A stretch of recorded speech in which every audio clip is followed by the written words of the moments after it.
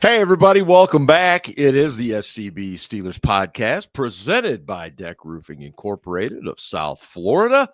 We are part of the Variety Sports Network, and the show is originating from the Frank Walker Law Studios. Welcome in, everybody, and I hope that you are in preparation for a very fun and enjoyable Thanksgiving.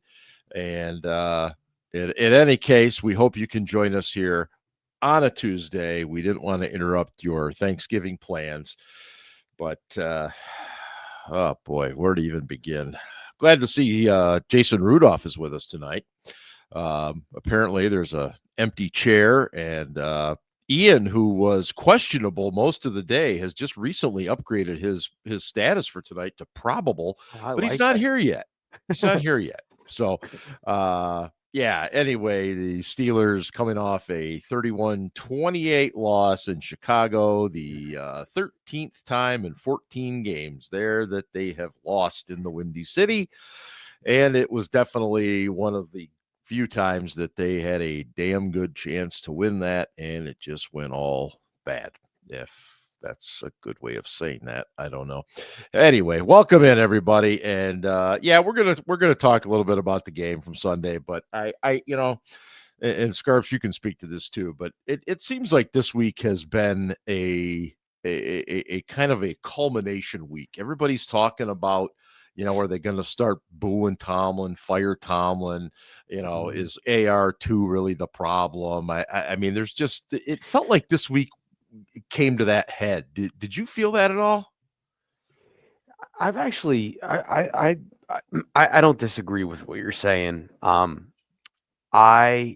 this is what happens when you lose. This is what happens when you start losing games. And we talked about that on the show. I said, okay, everything's a sunshine and rainbows right now. So how is this team going to respond when something goes wrong? Well, they lost to the Bengals to get to 4-2, and since then they're 1-3. They're 1-4 in their last 5 games. And things don't seem to be going well. The defense continues to say that, there's miscommunication, or like we knew it was coming, we couldn't stop it.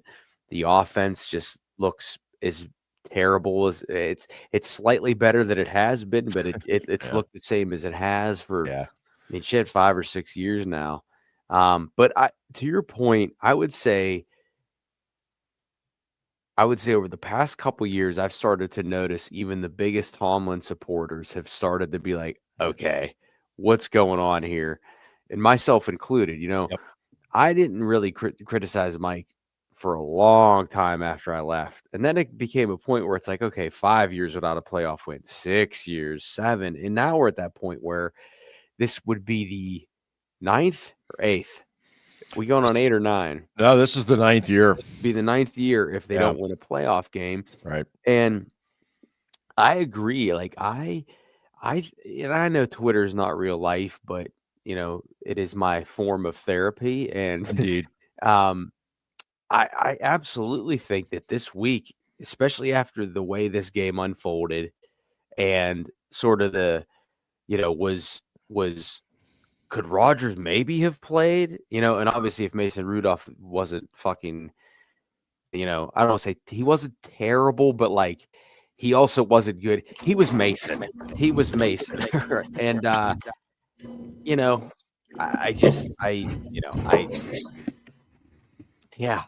think there's definitely more dialogue about the future of this team than there has been, and if Mike Tomlin is part of that future. But yeah, I think fans are pissed, and I don't blame them. The funny thing about it is the stuff that I've seen is that things that I've been saying about this team for years, fans are finally starting to say. And I don't feel gratified or anything like that. I'm just starting to be like, why were you so afraid to have this conversation a year ago or 2 years ago? Because nothing has changed. That's what I don't understand. It's the same old, same old. Well, and to Jamie's point in the chat, what happens at the end if Gainwell's lined up properly, and Rudolph scrambles and gets us into field goal situation, and at the very least we go to overtime. That's the thing about the NFL today that's different from when Ben and I grew up with it, is that it really is a week-to-week entity, and our emotions go up and down like crazy based on week to week. But I think all of us, and Ben, I'm going to bring you in here. Thank you for your patience. I think all of us have started to come to the conclusion that we've seen this way too often over the past weeks, past seasons, and so on. And so now that we've reached that point. In any case, happy Thanksgiving. Aaron, thank you so much for gifting 5 memberships. I hope people take advantage of those and jump on it. Thank you, dude. Appreciate it. And I hope the ACL recovery is going well as also. Ben, jump on in. We are just kind of discussing the fact that it felt like this week a lot of people have just kind of had it with the Pittsburgh Steelers, and they reached their point this weekend. Yeah, a lot of people didn't reach that point this weekend. A lot of people are screaming that they've been screaming for years, blah, blah, blah, blah, blah. If he was the head coach in Philly, he'd already be fired. I mean, they've won 2 Super Bowls with 2 different head coaches since Mike won his last Super Bowl. As a matter of fact, since Mike won his last playoff game. So, it's kind of a big deal. And there does seem to be, a resistance to change there. The hard part is this. If you're Art Rooney, yeah, and you come in and you lay down the law and you say, listen, man, you're going to have to make some changes. You're going to have to hire a new DC. You're going to have to let him run his defense his way. You're still the head coach. Obviously, you're going to have a lot of say in it, but, he's going to be the guy. He's going to call the shots. And then you bring in a DC, and now you've got competing tension between the two. And, if the DC feels like he reports to Art, it doesn't really work. So, I mean, it's a difficult position for all of them to be in. Yeah. Mike needs to change. He needs to realize he needs to change and decide he's going to do it. Really, that would be ideal. I don't know if that's going to happen. I'm not going to sit here like people on Twitter and pretend that I know what he's thinking, what he's feeling, and that his ego is too big, and he'll never admit that he's wrong. How the fuck do you know? How the fuck do you know that? You don't. Shut up. If anybody on this show might have a sense for it, it's Scarpino. The rest of us don't fucking know. Okay? Because we don't know him. So knock it off. Nope. Stop ascribing what Mike's motivations are. You have no fucking idea. He's a professional. You really think he doesn't give a shit and he just won't admit he's wrong? Come on. Well, I think people come to that conclusion because they don't see the type of change that they believe should be happening. I get it. They're frustrated, but they're acting out, and in doing so, they're making themselves look like fucking idiots. Yeah. I said what I said. Yeah. Yeah, and I would also say too that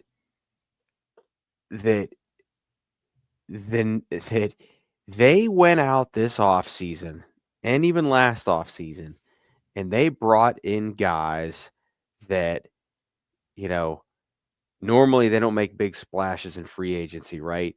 But they brought in Patrick Queen last year. This year they traded for DK. They traded for Jalen Ramsey and Jonnu Smith. They brought in Darius Slay. So they brought these names in, and you're like, oh, these aren't the same Steelers. And at the end of the day, the product is the same. And I don't want to get too much into Casey, but I also think that's playing into fans' frustration, is that it doesn't matter who the quarterback is, whether it's Aaron Rodgers or Mason Rudolph. These guys aren't throwing far past the line of scrimmage. They're throwing short passes, relying on Yak to get them down the field. And, again, I never said Mason Rudolph was better than Aaron Rodgers, and I'm not going to say that now. But Aaron Rodgers has not been playing good this year. He has a lot of touchdowns, which we're not used to because we had to deal with Kenny Pickett and Mitch Trubisky and Mason Rudolph.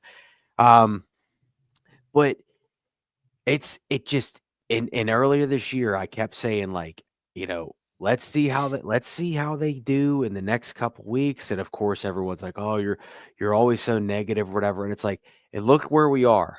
They're a 6-5 football team. It looks exactly the same as it has for years now. And the bigger question mark for me, or not question mark, but the bigger concern for me is that the defense usually waits to suck, right?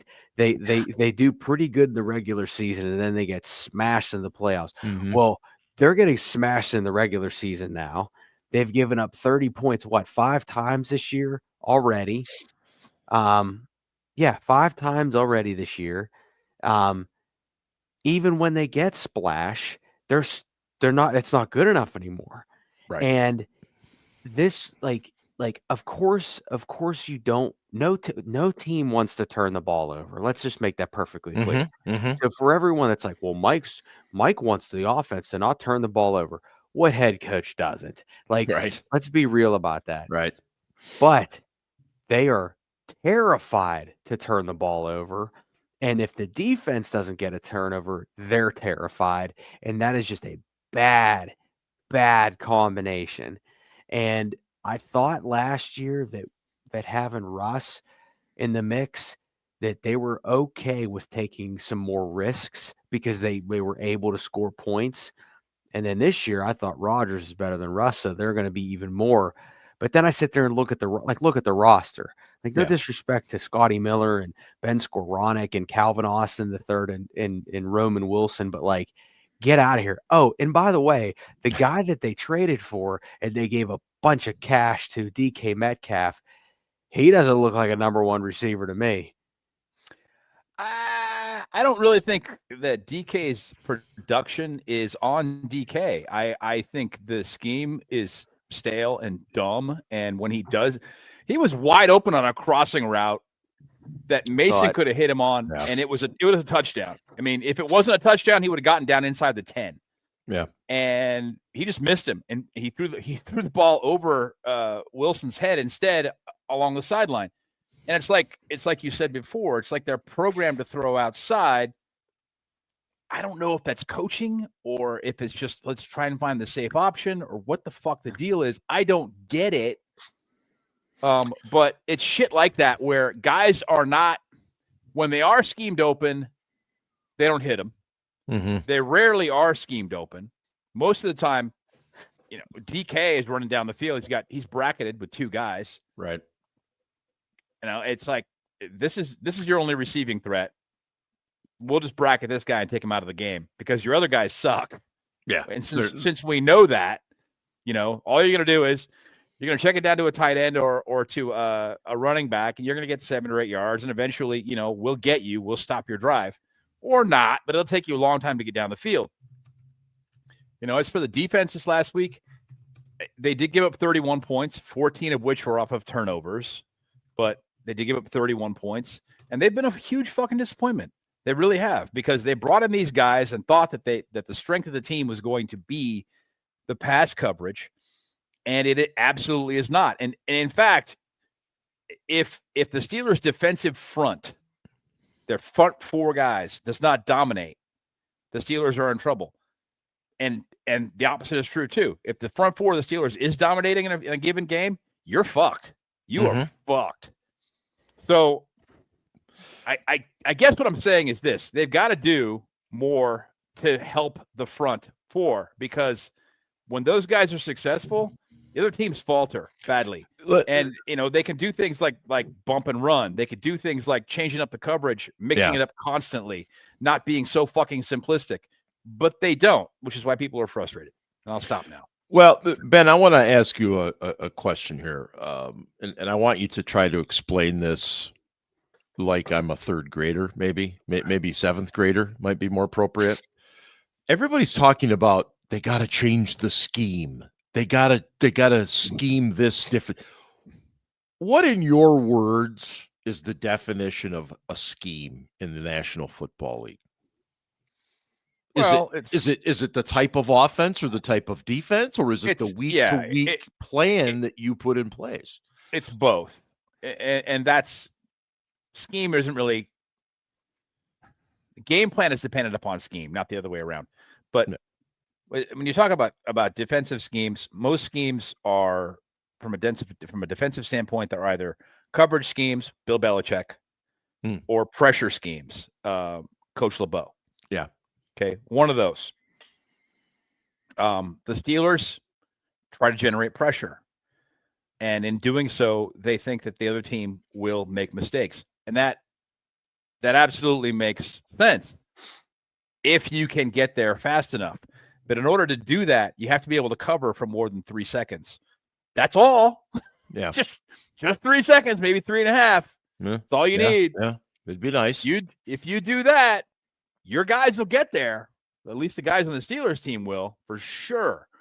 But they're not able to do that right now. And so guys are running free, and it's a timing pattern. 1, 2, 3, throw. 1, 2, 3, throw. 1, 2, 3, 4, 5, throw.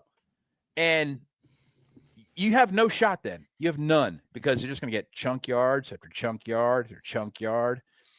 And when they do stupid shit like running a cover 3 spot drop versus trips right, and they run 4 verts, there were 2 guys open for that touchdown. He threw to DJ Moore, but there were 2 guys open.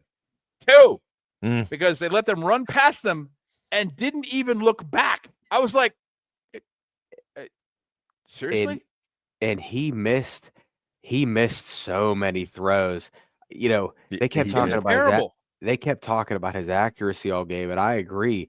And then I went back and looked at some of the all 22, and I'm like, holy shit, thank God he missed a couple throws, because if he didn't, we wouldn't even been in position. It would have been worse. No. Like, it was, and I think, like, and again, I don't know the X's and O's and the ins and outs of the game, and I'm not trying to say I do, but like, I think, like, there comes a point where I think this is where this team fails, is they're so intent on doing what they said that they were going to do, that on both sides of the ball, that they're just going to do it because they believe in it, and they're like, nope, this is who we are, this is what we're going to do. And that does not always work, right? And especially on defense, all off season, we were like, oh, is TJ Watt going to line up here? Is TJ Watt going to, and like the Steelers are like, oh, we got to put our guys in best positions to succeed. TJ's like, yo, I'm open to blah, blah, blah. And he has maybe occasionally this year. And I'm not trying to pick on TJ because he had a big play the other day, but they aren't like, they're just like, nope, we're going to do this. We're going to do it how we want. And you know what? If we don't win that down, so be it. And it's like, yeah, but you guys are losing. Like, you guys are giving up easy touchdowns and easy scores. And like, a lot of it this week I saw was, it's not the players, it's the coaching, it's the scheme. And at the end of the day, it's like, it's both. Yes, it is both. Yeah. But also too, they paid these dudes a bunch of money.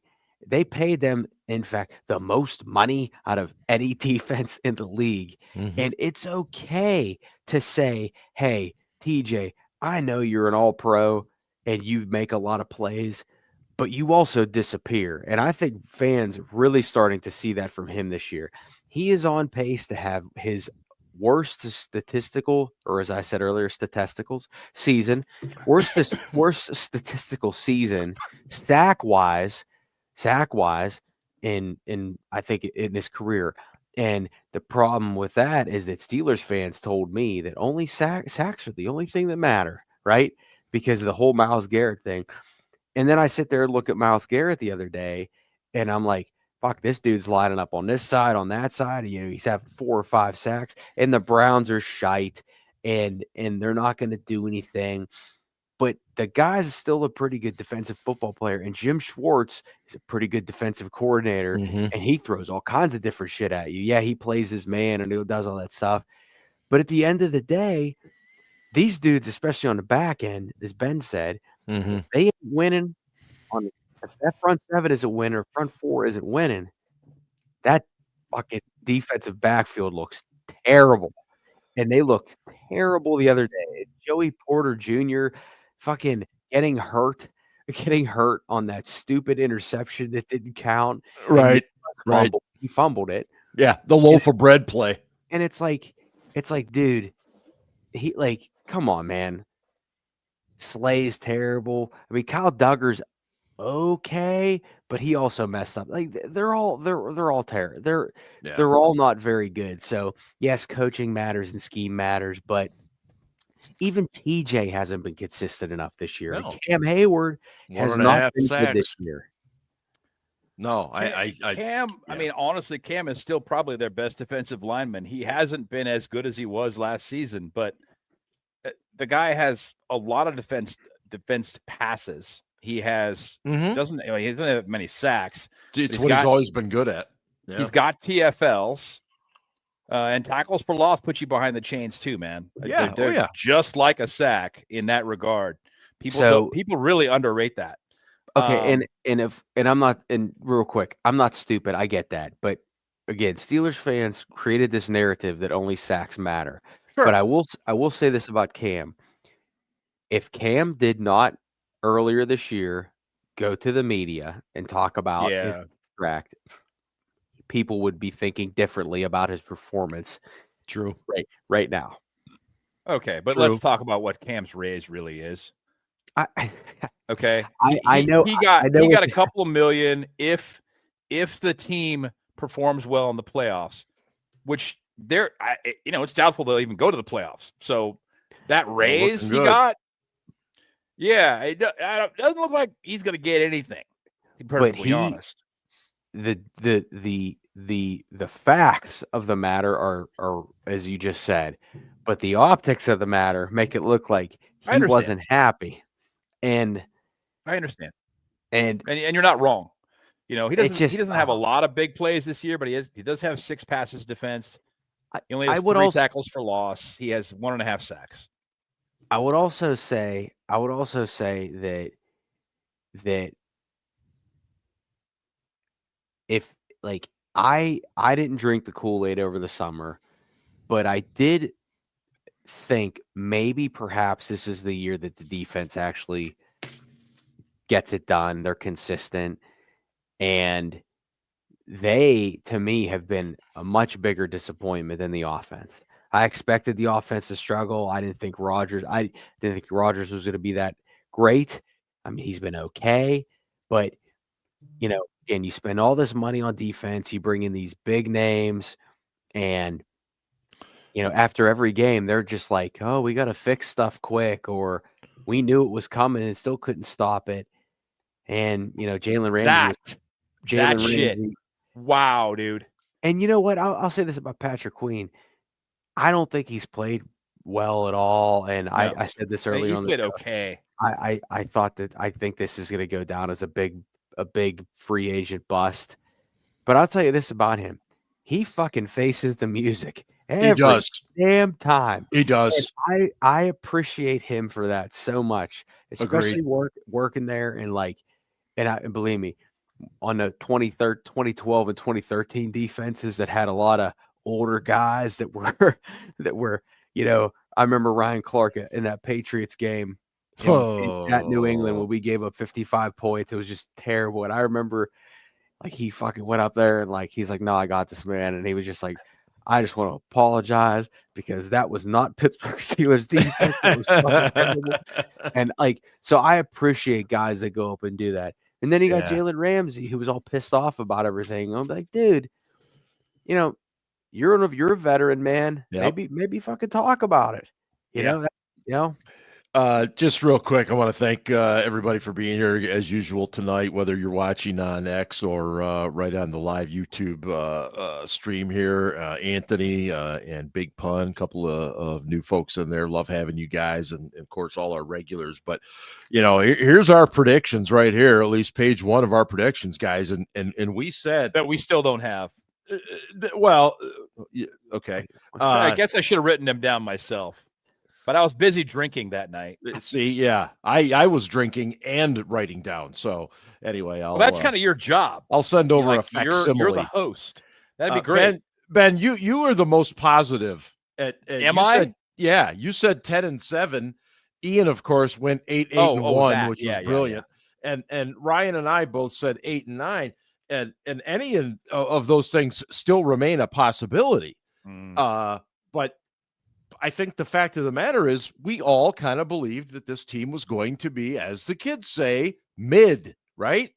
And it's proving that way. Yeah. I thought there were moments on Sunday where Arthur Smith in the first half was calling a really good game.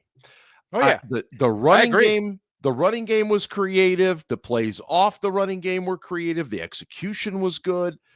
But you just knew the other shoe was going to drop when the second half came around. And it's like, oh, shit, here we go again. It's right back to the same stuff. Safe, high percentage, throw it behind the line, try to get yak, and it just doesn't. Teams are too smart for this shit. And the offensive line played very well, and we wasted that performance. 186 yards on the ground? Yeah. They were blocking really well and giving the guys all kinds of time. I want to go back to something Ryan said before about something that Patrick Queen said after the game. Mm-hmm. Did you say it on Monday? I don't know. No, it was Sunday. It was Sunday. Said, it's really frustrating when we're all talking and we're communicating what's going to happen, and then that's what happens, and we still can't stop it. And he was also upfront about it. He's like, I think part of the issue is it's schematic. Like he called it out. He's like, we're running the wrong thing at the wrong time, and things are not working the way they should be working. And it was nice to see that. It was a little bit of Steeler on Steeler crime. I've always said you should keep those kinds of things in house. You can talk about them. You should absolutely talk about them. Yeah, with your coaches, with your teammates, but you shouldn't necessarily discuss it outside the locker room. But maybe he's to the point where he's just like, look, this shit's obvious. I'm going to acknowledge it because we got issues, and look, most of you and many of the people watching right now probably saw James Harrison on his podcast with his mind. with Joe Hayden. But I think anybody watching that was like, yeah, I feel you, James. I that's where I was Sunday. That's where I was. And more and more people are like that. Trey Essex has been very outspoken about the same thing that you just talked about, Ben, the fact that Patrick Queen his level of frustration is to the point where everybody else is. We see what's happening. He sees what's happening, and he is at an absolute loss. Well, he's just like, this is the position they're putting us in, and communication is not the issue. That was the point he was trying to make. Communication is not the issue. We know what they're going to do, and then they do it, and we just can't stop it. Yeah. Yeah. I'd like to welcome Ian to the show. Apparently, Ian can't tell time this evening. We did, in all fairness, he did say he was questionable most of the day. He's had family illnesses on and off, and so we're glad you could make it, Ian. And then my computer decided to update right when I went to join the fails, show. buddy. Yep, never fails. Yeah. Yeah, Good Ian time. flu game. That's right. So that means he's gonna score the game winner tonight. Everybody's got to play hurt sometimes. That's right. That's right. And true. We all do. But Ian, did you want to make any general comments? We've talked, just about the state of things right now and where the fan base seems to be reaching a point of, is this the week we hear fire Tomlin chants from the crowd? Although I'm starting to worry that it's going to be mostly Bills fans inside Acrisure on Sunday.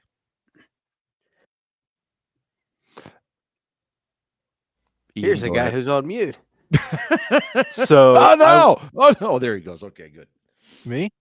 Yeah, you're good. Go for it. Okay. So I will let you know because I'm actually going to the game this weekend. It's the only game I'm going to this year. So I will let you know about the size of the crowd. Yes. Live updates but for me, and I love it. Beyond that, this is setting up for a very bad crowd game because it's Thanksgiving weekend, so Pittsburgh people might be traveling, but Bills fans, it's a close drive, and they're going to be like, "Oh, I can travel over Thanksgiving weekend. Why not? Right? I'll take a Monday off work and travel down, spend the whole weekend." So I'm expecting a lot of Bills fans. Bills fans always show up in Pittsburgh though, so it wouldn't be much of a shock. So we'll see how it goes. I don't think we'll hear fire Tomlin chants. I think there'll be a lot of boos and a lot of consternation going into the game. I mean, I think the Colts game, we saw that in the first quarter, right? They were getting booed off the field in the first quarter, and then they came back and got a bunch of turnovers and won that game. So I do think this is going to be an angry fan base that goes to the game. It's been building over a few weeks now, but I don't think we'll get to the point of fire Tomlin. I think a lot of people are sick of the coordinators, and I think that was the point that a lot of people, including James Harrison, were making. Harrison said Tomlin's not going anywhere. You could replace the whole staff underneath him, but he's not going anywhere. But it does seem like the issue on both sides of the ball. I mean, we've talked about the triangle of shititude, right? That it's like the talent is not good, the coaching and scheme is not good, and the execution's not good. And you just can't overcome those three things just being dog shit, right? But the scheme, especially on defense, right? We have talented players who have done things in this league. And like Patrick Queen was saying, you can't defend 4 verts with cover 3. You just can't. Like an 8-year-old playing Madden knows this, right? If you're playing Madden and you see single high, you're like, hell yeah, I'm running 4 verts. Let's go. I mean, you're running 4 verts anyways, no matter what. But more than likely, yes. Yeah. So it's one of those things where it's just like, I think this has been a pervasive problem that we've seen with this team since the Matt Canada days, that they don't let the players on the field make adjustments based on what they're seeing, right? That, Ben Roethlisberger even complained about not being able to audible, that Canada didn't want him to audible. Last year, Russ had the issue with Arthur Smith, that Arthur got mad that Russ was calling his own plays and lit up the Bengals for a bunch of points and wasn't running the shit Art wanted to run. And now, you've got Patrick Queen and Jalen Ramsey basically saying, like, we know what's coming.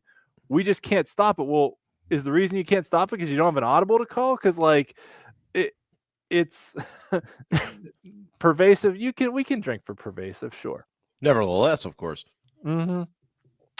So I think, is it a question of, do the coaches not trust their players enough, or do the coaches within the scheme not give their players the freedom to make an audible call on the run? And Braden Fajoko made a great point on Twitter this evening, basically saying that you can't just, especially on defense, you can't just call plays in the huddle anymore based on the personnel or whatever else, because the McVay-Shanahan coaching tree just eats that shit up, right? That if you're calling a play and basically don't disguise it and just come out and run it, you're in trouble. And if you don't give your players the ability to see things and make changes and make calls on the fly, then you're putting them in a really bad position. And, I always go back to Troy Polamalu being arguably the greatest defensive player, I've seen in my lifetime. And him always, first thing he says is crediting the coaches for putting him in a good position to make plays. And I think that's a big part of it, is these guys now are basically saying the coaches are not putting us in position to make plays. We're running what they're calling, and it sucks. Whereas, going back to the Dick LeBeau era, who was the best defensive coordinator we've ever had, saying, those guys always said, well, Coach LeBeau always put us in position to make plays and let us make audibles and make calls based on what we saw in the field. So there's a lot of issues, but I think that's my quick summary of it. And well done. And look, there's a couple of things in the chat I want to get to, and Anthony is doing a great job, and Melvin actually beat me to this, and I'm not surprised because Melvin and I and Ben are all roughly the same age here. Having not as old as you two. Well, no, never. Having lived through the 80s and 90s, no, this is different. And Anthony's point is also fair that it's the 90s was good.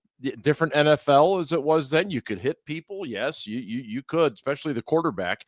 But I think also to the question that was brought up about losing season versus a first round road game and another loss. I mean, I agree with Ben. You always want to make the playoffs.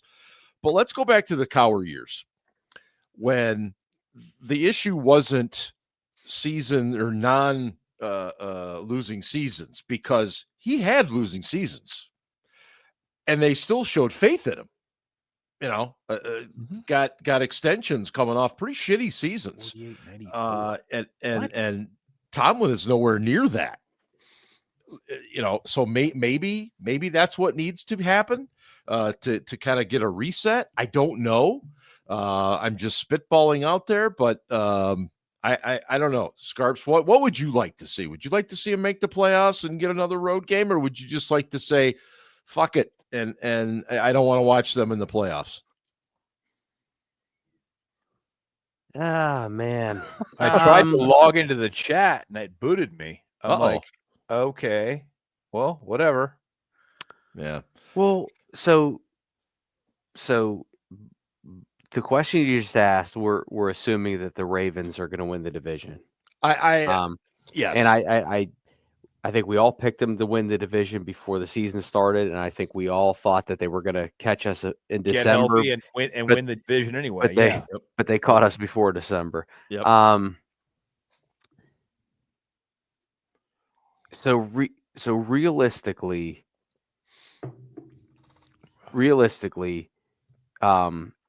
do you want to see the Steelers go on the road as the 7 seed or whatever and go to the 2 seed, which is probably going to be what, Denver, New England, the Broncos? Yeah. And then I sit there and say, fuck. Yeah, I mean, they're not. I actually think they're a pretty decent team. I actually think they are.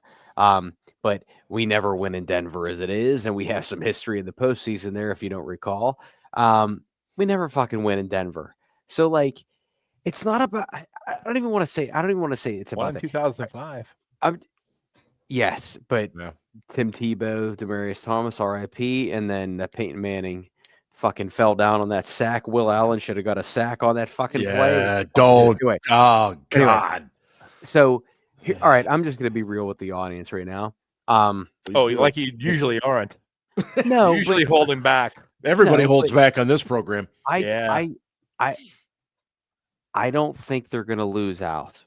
I just don't. They're not. I don't think they're going to lose out. I think they're going to. They're going to. I don't think they get the 10 wins, but I think they could get the 9 wins. So do I. And if I'll tell you guys what's going to happen. If 9 and 8 and they go on the road and lose in the wild card, I mean, they're just stuck in the middle. There's no way. Like there's no like unless they lose out. What's the alternative? The one good thing we have going for us. If they lose out, it's a fucking epic meltdown. I mean, last year was pretty bad. Losing 5 in a row was 4 in a row. 4 in a row was pretty bad. Yeah. 5 kind they of lose playoffs. out. Yeah, okay, 5 including the playoffs. If they lose out this year, fuck. I mean, well, Ben, to your point, you said this all week that it feels a lot like 1998. It does. And for those that, and I said it because Queen stepped out of character and it admitted to the press that the issues were schematic. It wasn't just the players. And I don't think he was trying to defend himself. I didn't get that sense at all. I don't think he was making excuses and going, hey, it's not us. I think he was saying, look, we got issues here and we got issues here. And it's really frustrating when we know what's going to happen and we don't fucking stop it anyway. Yeah, it's a terrible feeling. But just to remind folks, 1998 was a season where they found themselves at 6-4, got to 7-4, and they ended up 7-9. And it does. It has some little feelings of that. And Tom Donahoe and Cower both went to Dan and offered their resignation and said, look, this isn't working. Yeah. We can't work together anymore. And Tom Donahoe was the de facto general manager back then. He was director of football operations. They didn't have a GM. Correct. They both offered their resignation because it wasn't working and they couldn't work together anymore. And Dan had to make a choice. Just kind of a shitty position to be in, but basically it was him or me. And he decided to keep Cower. Real quick, Ben, I'm going to let Scarps answer this question that Melvin had. Do you think Queen got a talking to? Ryan, you would be the best person to answer that. I don't think he did, but I'll let you answer it. So I'm going to answer that, and I'm going to get back to a question Anthony asked earlier, but about that. But I said this the other day. They're never on the same. They never have a consistent message. They're never on the same page. Yeah. Mike Tomlin says, I made that decision about Rodgers not starting on Saturday. And the players are like, nah, man, we found out right before the game. So, no, I don't think Queen got a talking to. Would he have not told them? Would he have kept it to himself? Who? Mike. Because Mason said he found out on Saturday too. But Jonnu Smith and several skill players said, no, we found out right before the game. And you would. The number of times I would literally walk in that fucking locker room before media availability and just literally shout at the top of my lungs, Coach said this, say this. Coach said this, say this. And a lot of times I shut the fuck up, Ryan, but they listen. They don't do that anymore. There is a disconnect. There's absolutely a disconnect. And this goes back to when fucking Deontay Johnson and Mike weren't on the same page. Like there's something so that's why I get back to there's something going on here that we don't know about and I don't know about that I think is beyond there's no coming back from this. Real quick, Scarps. Could I ask who the player was in particular that used to say "fuck you, Scarps" when he was Pouncey? Marquise Pouncey fucking used to torture me. That makes it so much. Thank you. But I absolutely love Pounce. But shut the fuck up, Scarpino. All right, man. But what is that table behind you? Your dog's on? No, it's a bed. Okay. It's a bed. It's like a college dorm down here. Like a day bed. Yes. Yeah. So then getting back to Anthony's question about would you rather them lose out would you rather see a losing season or a road playoff appearance this year? You know what I'm going to say? Fuck it. Have a losing season. No, just have a losing season because maybe then shit might change because and like I said, if we want to talk about Art, talk about Art later. I have a quick story, but it exactly plays into that. They need something to happen to show Melvin. That's a good comment. They need something to show that things are not working, and 9-8 does not do that. Non-losing. Go ahead. It's fine. Jeff Fisher, over. Ian's famous line that does come into play there. And the nice thing, honestly, and I'm being sincere when I say this, the nice thing about going 8-9 or worse will be that the non-losing season's talking point will no longer exist. And I don't know about you guys. I'm pretty fucking tired of it. I think Mike's tired of it. Mike's very tired of it. Yes. So Well, maybe he could win a playoff game. That'd be nice. That'd be fucking nice. Touché. You know, Mike is going to have to fucking evolve. And the same thing was true of Bill Cowher. It was. In the late 90s, early 2000s, and eventually he did. And then he finally won the big one, because that was the big knock on Cowher in those years. Yep.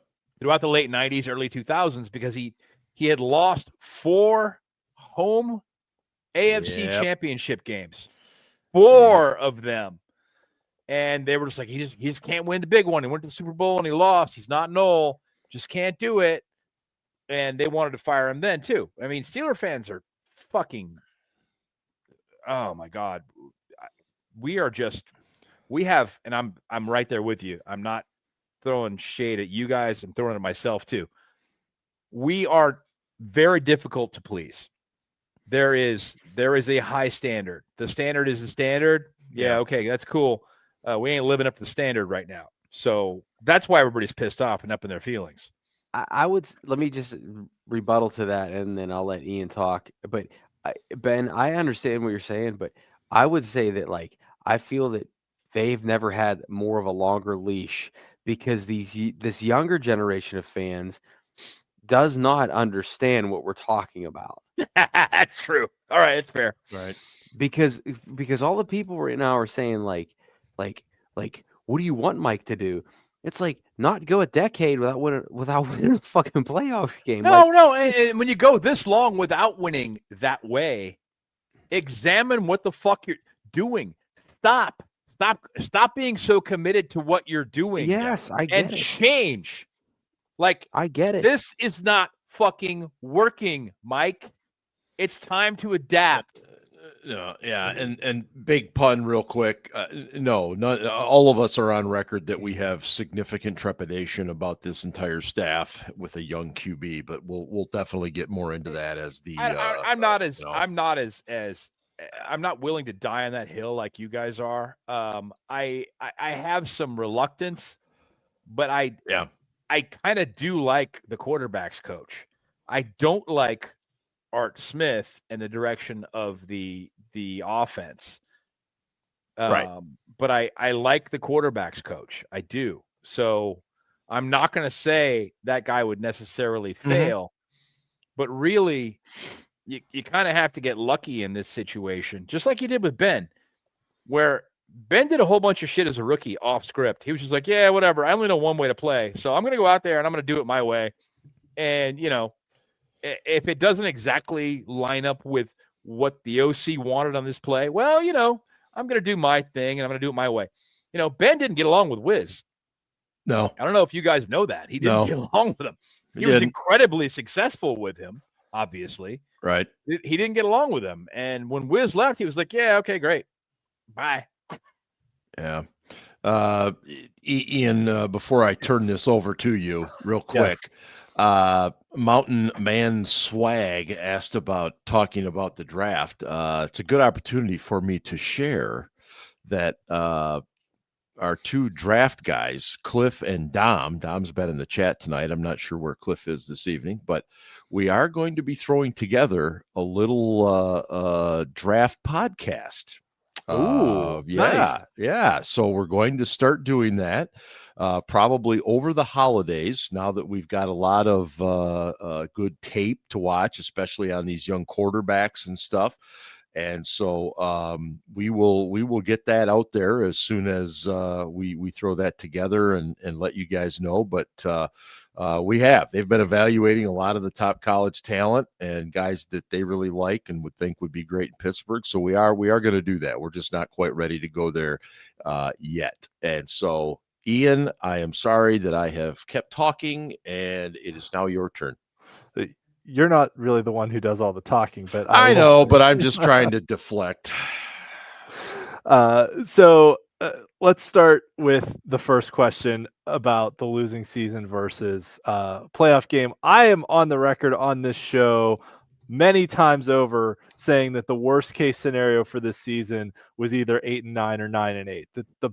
We were better off going 4-13 or 5-12 or 11-6, 12-5 than we are going 9-8 and being stuck in the middle again, right? Yeah. Like mediocrity is the worst place to be. You either contend for a division title or where we are as a team right now, right? Because we've talked about the triangle, right? Talent isn't good.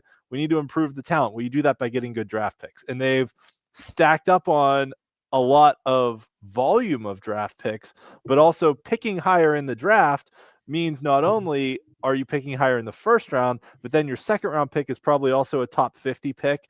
And then your third round pick is, within the top 75. And it adds up, right? Yeah. But I looked at this a few years ago, and the number of top 50 picks that the Steelers had was actually incredibly low, just because of where they usually pick, not only in the first round picking in the 20s, but in the second round then picking in the 50s or 60s. True. So the number of top 50 picks we've even had has been really low over time.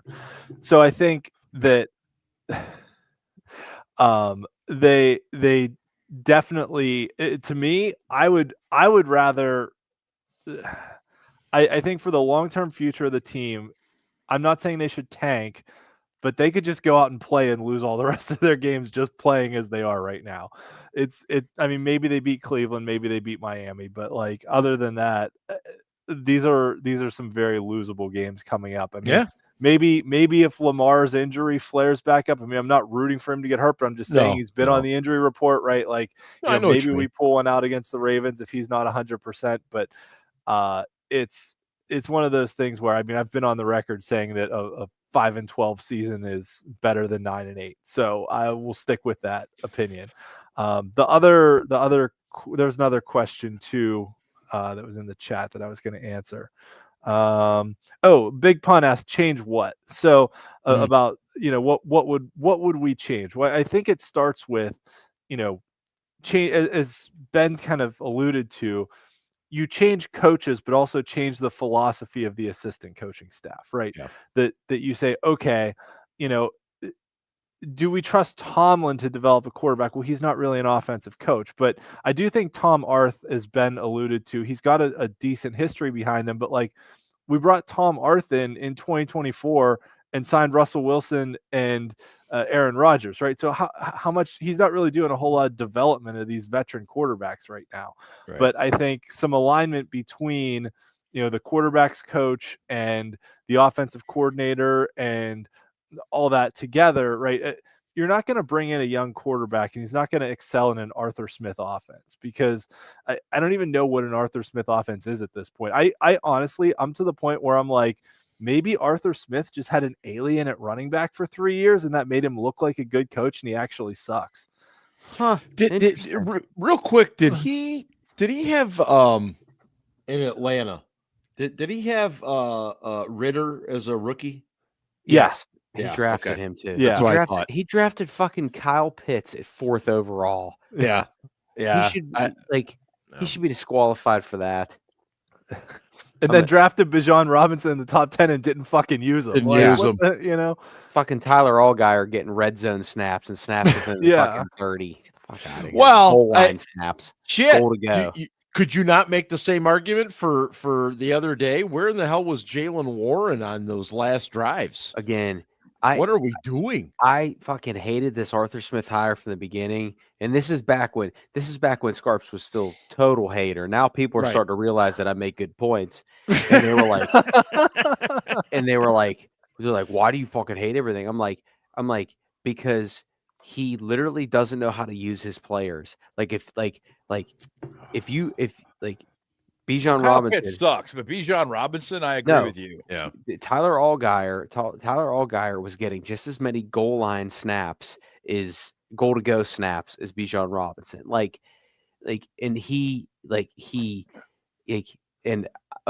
They're perfect example. I had Cal Pitts in fantasy that year. Didn't do jack shit, but you know who did? Sucks. You know who did? Jonnu Smith for the Falcons. And then he comes here, and Arthur's like, come on, buddy, come on down. And he's fucking terrible. He can't block. He can't catch. He couldn't block before.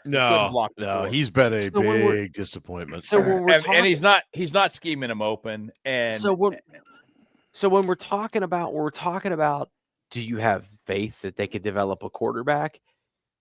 No. And it's not just on Mike. Are they gonna bring in a fucking coordinator that doesn't have a Stone Age offense? Fucking Fred Flintstone is designing this offense, and Barney Rubble's the assistant. Hey, Bob, let's get out of there, Bob, for a beer. Oh, gee, Fred, like fucking. It's like, what are we fucking? That's actually really good. What are we doing? Like, so it's like it. Oh my god! And like, I'm telling you right now, Aaron Rodgers has fucking seller's remorse right now, right? He absolutely has seller's remorse. Before the end of the season, he's going to go off. That's going to happen. And I was told how he's going to call it like it is. He's such a great teammate, and that's what's funny is when they're 4-1. I think he is a good teammate. I just think at a certain point he's going to get frustrated and be like a fucking asshole. And I agree with you. I thought he was a bad teammate. That was his reputation. Before he still may be. Give him time. There's 6 more weeks. All the guys seem to like him. I think if he does vent frustration, it's going to be like, this fucking offense sucks. I was led to believe that we were going to have a good defense. Our defense sucks. Well, we don't have good skill players, and the guys that we do have, we don't scheme open. We're finally running the ball well, which is great, but then we still can't throw it because this scheme is dependent entirely upon yak. Makes me want to yak. Makes me want to, yeah. And if he says all of that, I'm going to be like, well, none of that's wrong. No. I mean, don't get me wrong. I think he will probably go overboard and say more than that because that's what his history is. There was a moment in that game Sunday though that I did appreciate, and the camera was on him a lot, and there was a moment when Rudy had to call a timeout because the formation was wrong, and you could see Aaron Rodgers react to it. You could see, obviously he had the earpiece in, he was listening to what the plays were, and he knew immediately based on what the play call was and who the personnel was, holy shit, the formation's wrong. He knew what it was when he could have easily just stood there on the sidelines. When Gainwell didn't get up on the line of scrimmage. Yeah, he could have just said, fuck it, I'm injured, I want to play, but I'm going to be part of this. And I appreciated that. On that play, Gainwell lined up on the wrong side, and Rudy said, no, you're supposed to be over there. Yeah. And he ran over and he got up in the slot, and Calvin Austin said, no, you're supposed to be up on the line, and he didn't move up. Right. And that was the illegal formation penalty. And that was what Aaron was talking about when they caught him on camera. And then, we had the long run. It was 26 yards, and it got called back because of an obvious illegal formation penalty. And that's not one where you scream at the refs. That was an obvious penalty. Yeah, it was. But by the same token, I am sorry. It is Aaron's job. It is Mason's job in that situation to make sure that everybody's lined up correctly before he snaps the ball. I get it, the clock is running, but get up on the line. And if you don't know very long to say, the quarterback has to know where everybody is supposed to be and what they do at every play. But he at least addressed it. He just ran out of time. He addressed that he was on the wrong side of the formation and told him where to go. Right. And at that point, I don't disagree that he could have done more. He had 5 or 6 seconds left when he got over there. And like I said, Calvin Austin said to him, no, move up. And he didn't do it. Yes. You could see him gesture. Yeah, Mason should have been aware of the fact that he wasn't on the line before he snapped the ball and maybe call a timeout there because that was fucked. Yeah. It wasn't just the fact that they lost the result of the play. Now they're way behind the chains. And it was bad. Yeah. Bad. A no play there and a timeout would have been better. We all would have been pissed, but it would have been better than the result. Yeah, I think Gainwell is a solid player. I think the way the Eagles used him was perfect for him. I agree. And we're trying to use him similarly, but I almost think we try to rely on him a little too much. I don't understand taking Jaylen Warren off the field at certain times. And I'm not saying you don't give the guy a blow. Obviously, you have to at times. But, I just didn't understand, why he's your best tackle breaker. And that's what you need on that last drive. And he's not out there anywhere. He's also a great blitz picker-upper, if you will. I don't know. It was very frustrating. Scarps. And all right, let's look at the schedule. Let's look at the schedule real quick. Let's do it. I know Buffalo's hurting on injuries on defense, but then you got at Baltimore, Miami, at Detroit. They're getting healthier again. At Cleveland, who still has a pretty good defense, and then at home against Baltimore. I'm going to say this right now. Kenny G isn't going to do much the rest of the season. Like, they've been fortunate. Yeah. They've been fortunate to play some shitty defenses. And even last week, and I want to give credit to the Bears because they had everybody out, and they still made enough plays. Excellent coaching. Enough plays.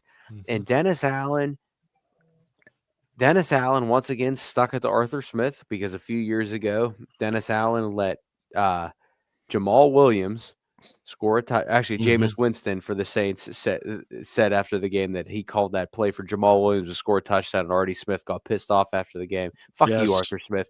I'm so done with Arthur Smith. Fucking Nepo baby FedEx bullshit. FedEx boy. You're tortures a fucking us. Angry Scarps tonight. You know that? He's an angry Scarps. Is it Festivus yet? When's that show? No, actually, I don't dislike December 23rd.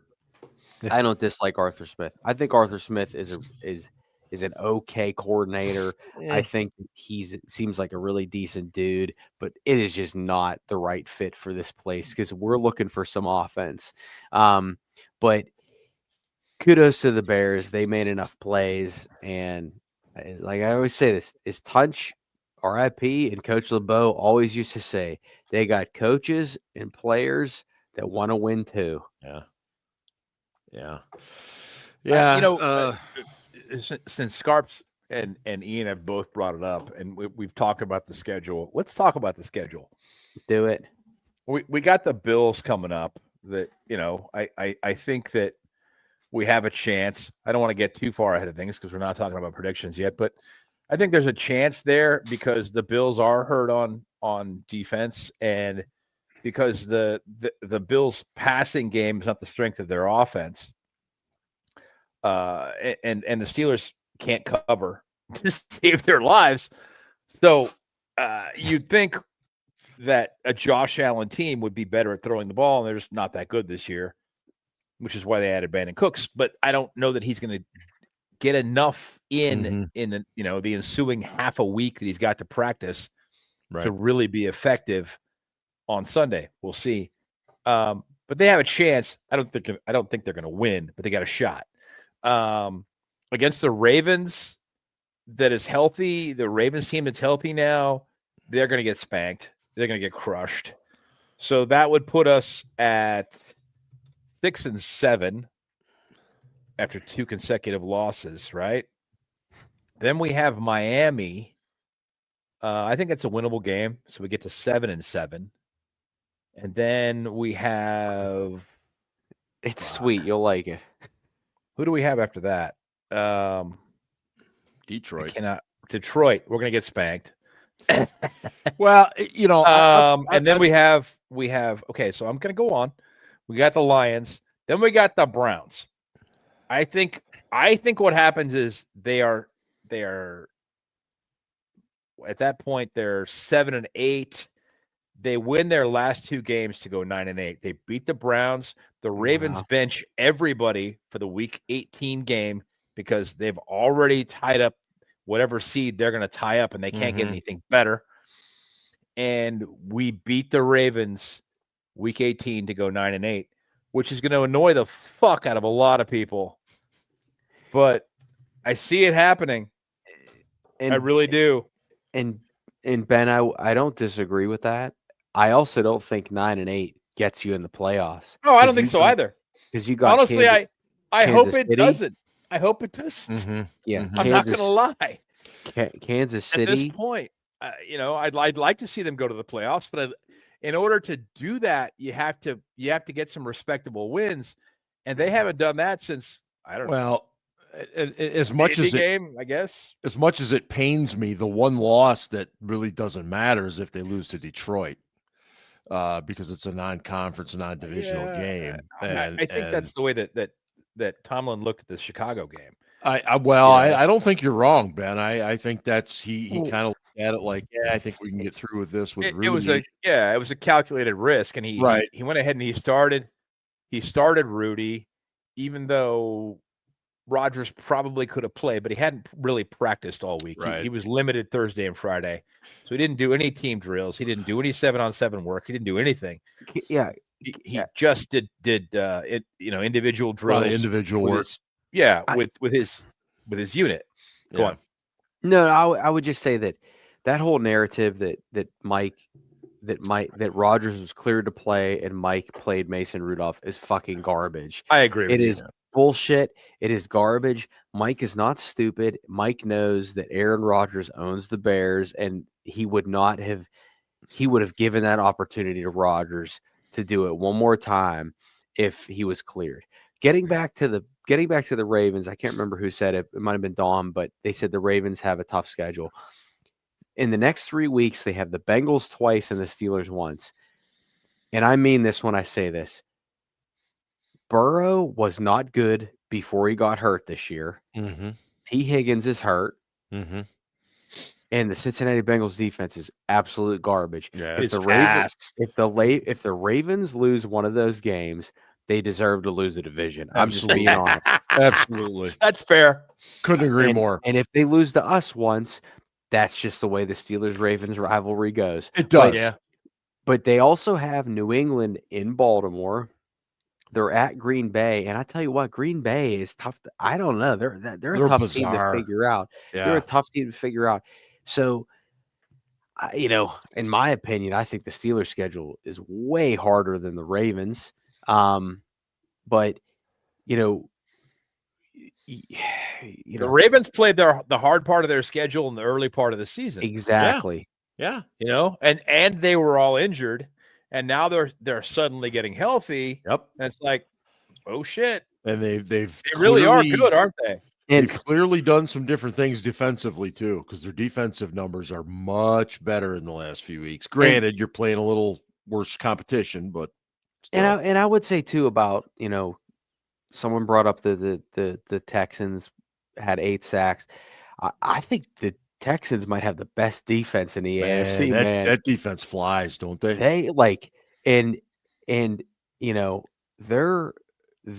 Houston is 6-5. I'll say this.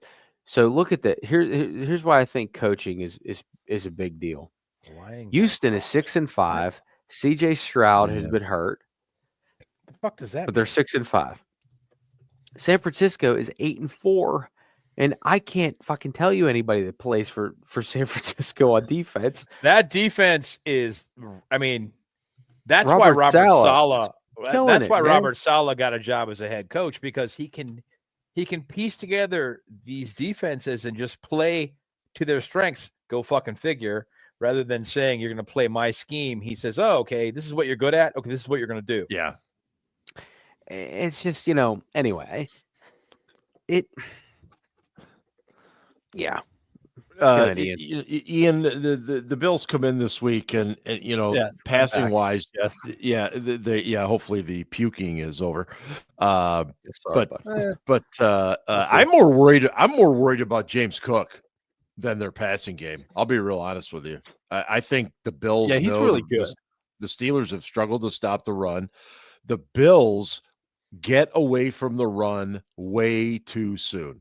I've seen enough of them. Let's hope they do that again on Sunday. Absolutely, Ben. I hope they go away from the run. I hope they do too. That Josh Allen's scrambling around like a crazy man, carrying the ball like a loaf of bread. Because if they just sit there and pound James Cook at us, we're in some deep trouble. Yep. Yes.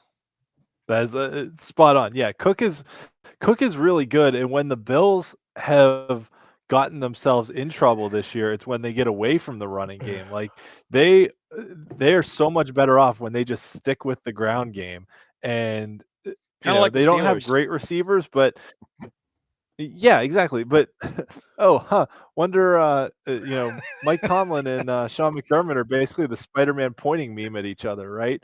I mean, you want to talk about a coach that's underperformed with his players. Sean McDermott's had Josh Allen for this is his 8th year, and so I'll we'll make leave a it at that. prediction. I'll But- make a prediction. I think McDermott is the Okay. Tony Dungy.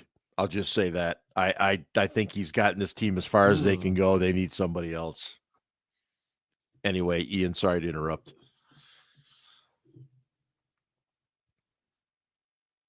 Uh-oh. Did I Ian, lose are you still everybody? there? Ian? Hello, Ian. Ian? Oh, Oh, there you go. you're- Okay. Scarps. Oh, what's Ian's up? I'm here. computer is angry. Yeah, he's an Oh, your angry computer's still running updates. It must be. No, Man, I don't know. lost My him. computer's angry at me for some reason, and like this is literally the only window I have running, so I don't know why Oh. it's. Oh, geez, we just Oh. lost him altogether. Yeah, And he he's was gone. I think it's running updates on him. This is where that music comes on. Yeah. You know, when you get I the- think that Ian's computer's running updates on him, and still, yeah.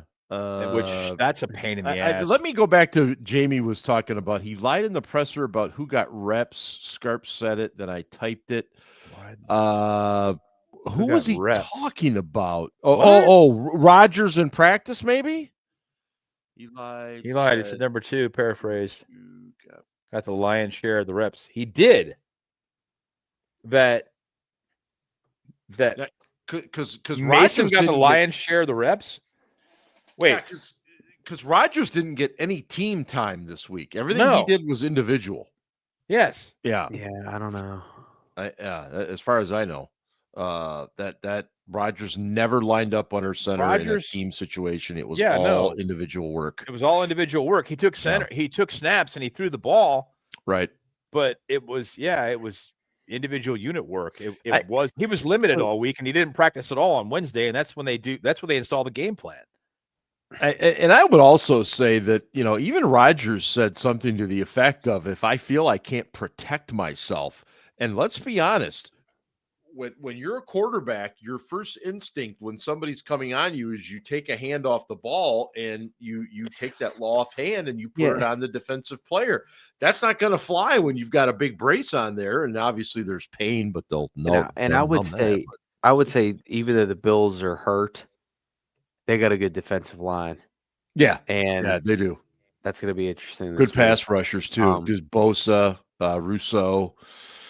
And no Broderick Jones this week, which is a shame because I thought the kid was playing pretty darn well, at least a lot more consistently. I thought he played on Sunday until he got hurt.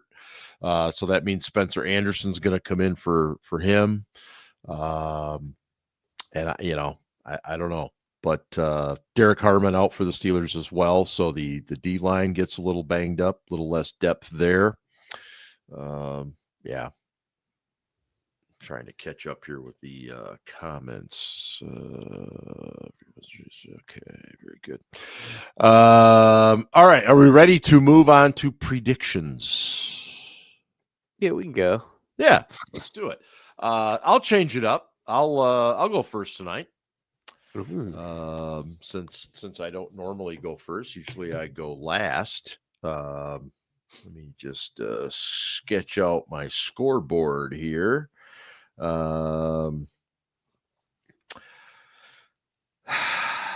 I think the Bills, they're a desperate football team. I think they're humbled and a bit humiliated by what happened to them in Houston. Yeah. They've had a little extra rest, and I will say the Bills will come in and take advantage of what the Steelers struggle to do, which is cover people. And I'm going to go the Bills 27, the Steelers 20. Huh? Anybody else next? Yeah, I'll go. Go for it. I don't think it's a guarantee that Aaron Rodgers plays this week. I don't either. I think Mike is just playing that game a little bit. By the way, Aaron Rodgers, out of any quarterback that's thrown 250 passes this season, he is last in intended air yards per pass attempt. Not surprising. And he is last in completed air yards per pass attempt. In fact, he's the only quarterback that's thrown 250 passes that's below 4.0 yards per completed air yards per completion. So you're saying those aren't positive numbers? No. And I know the Bills' defense is if they're a little bit hurt, but they got a good defensive line. Without Broderick Jones and then without Derek Harmon, yeah, I mean, prove me wrong, Steelers. Yeah. Prove me wrong. Yeah. Josh Allen is just this is a get right game for the Buffalo Bills, and nobody circles the wagons like the Buffalo Bills. Bills Mafia is going to invade Acrisure Stadium. That's going to be red, white, and blue at Acrisure Stadium. And Steelers fans are going to be like, why is there no black and gold here? I'm serious. You're going to fucking hear cheers when the Bills score touchdowns, and they're going to score a lot of touchdowns. I got the Bills 38-17. Oh, wow. That's wow. That's an ass kicking. I appreciate Jamie's optimism. Let's go with Ben, since Ian is continuing to have technical difficulties. I think he said his prediction though.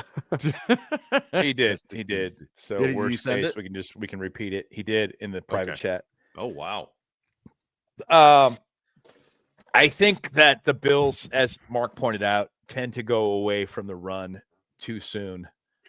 And they want to try to establish the pass because they have the quarterback and they want him to be able to work efficiently when they eventually make the playoffs because they're going to win the division. No, maybe not. They're not going to win the division. They'll be a wild card team. They might win the division. I don't know. There is a chance. It's slim, but yeah, they still have a head-to-head with New England yet. Yeah. But yeah. Long and the short of it is this. I don't think the Steelers are good enough, especially if Rudy starts, we're fucked because that dude. Agree. He's just not, just not good enough. He needs a really, really good. Man, he's struggling tonight. Supporting cast if he is going to be successful, and he doesn't have it on this offense. He just doesn't. The offensive line, I thought they played really well, but the wide receivers just aren't good enough, man. They're just not. And the one guy he's got in DK is one guy, and defenses can eliminate him simply by bracketing him with coverage.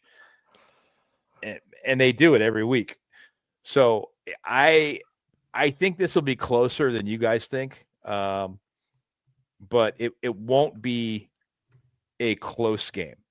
And I'll tell you, I think that there will be a garbage time touchdown, and the Steelers will bring it within a score, but still lose. I'm going Bills 28, Steelers 24. Wow. Okay. Well, I thought it was crazy me going by 7, but if you're new to the program, I would just like to tell everyone that anytime we all go with the opponent versus the Steelers this year, usually the Steelers win. It's true. So I'm just throwing that out there. I don't think so either, man. I don't think so either. Good stuff as always. Does Mr. Casey Kasem? I will go. What about Ian? Oh, Ian, did you want to defend your selection? If I can get. Yeah. I will go 34-17 Bills because we're not holding them under 30 points. I don't. Yeah. Okay. Fair enough. Yeah. Yeah. Scarps, let's go. Yeah, Ian, your internet is just like lo-fi. It's like bang. Yeah. I'm sorry. It's got to be. I got the. It's still running updates. It's still running updates. I'm doing Peter Frampton. Casey Kasem is back from the grave, ladies and gentlemen, and I don't know what's going on. Hold on. So, yeah. Oh, Ian's done? All right. Okay, he's gone. Like a fart in the wind. Casey's coast to coast, in the wind. American Top 40. Hello, everyone, and welcome to the week that was November 25th, 1983. Oh. Our favorite correspondent, Ryan, is back with us again this week, and he writes, Dear Casey, but before he writes this, Ryan, you are a certified non-ball knower. I don't know the reason. Can't win in the postseason. With nothing to show but some non-losing years. But man, does it feel great to always be 9-8. How we got here, I haven't a clue. Wow. Wasting away again in Mediocreville.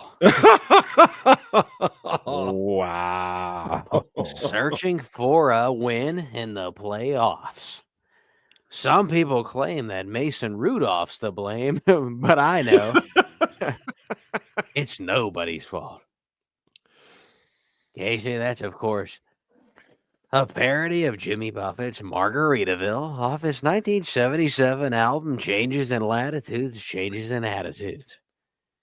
Like Jimmy Buffett, the Steelers' hopes and dreams for 2025 are dead. Wow, dude.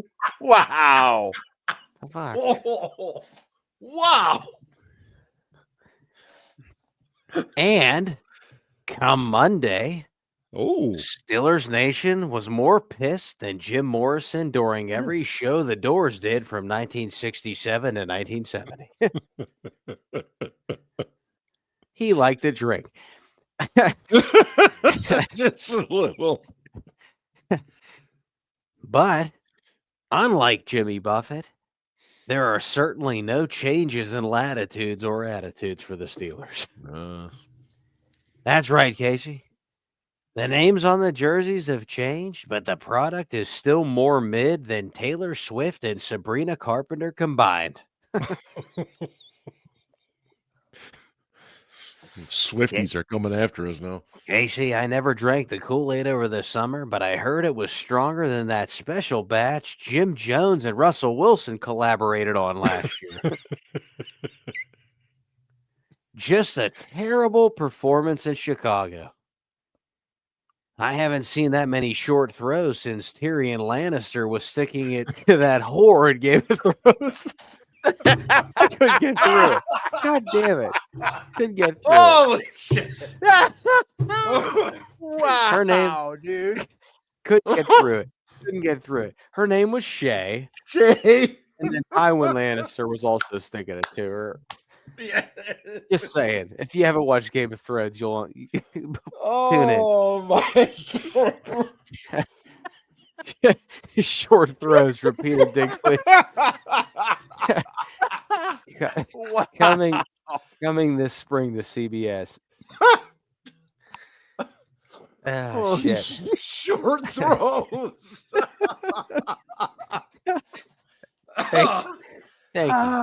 Thank you. Oh, Casey, the offense. The offense, well, it is indeed offensive. The defense stinks too. They got louder and older, and the worst part is, even when they get splash, it's not enough to win. Perhaps they should all go on Cam's podcast this week and ask for more money. wow. No cap.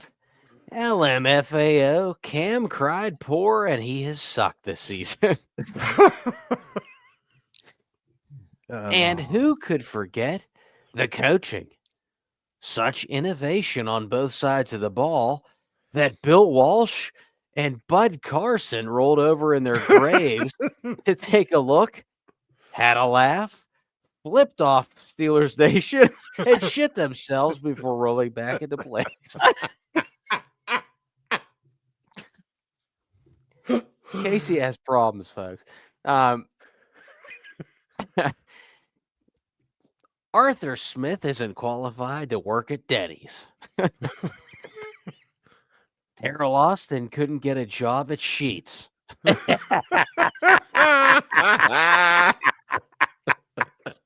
Mike Tomlin is on his way to wearing a gold jacket for operating a pyramid scheme.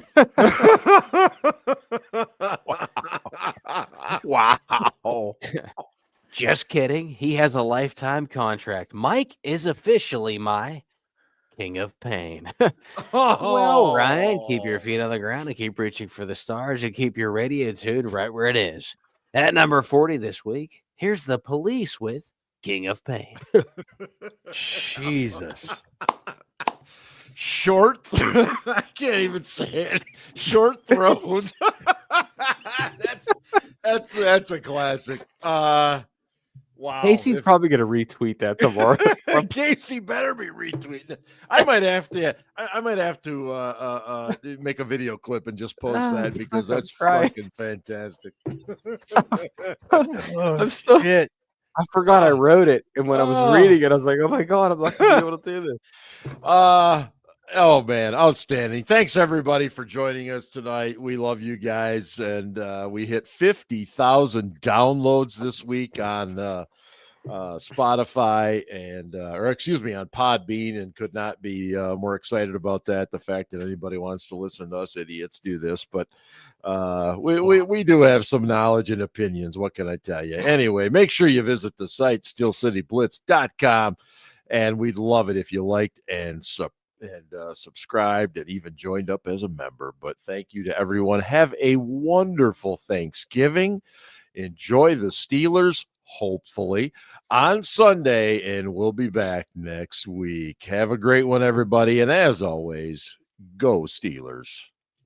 Ravens and their fans fucking suck. Ooh, aggressive. We've had some drinks.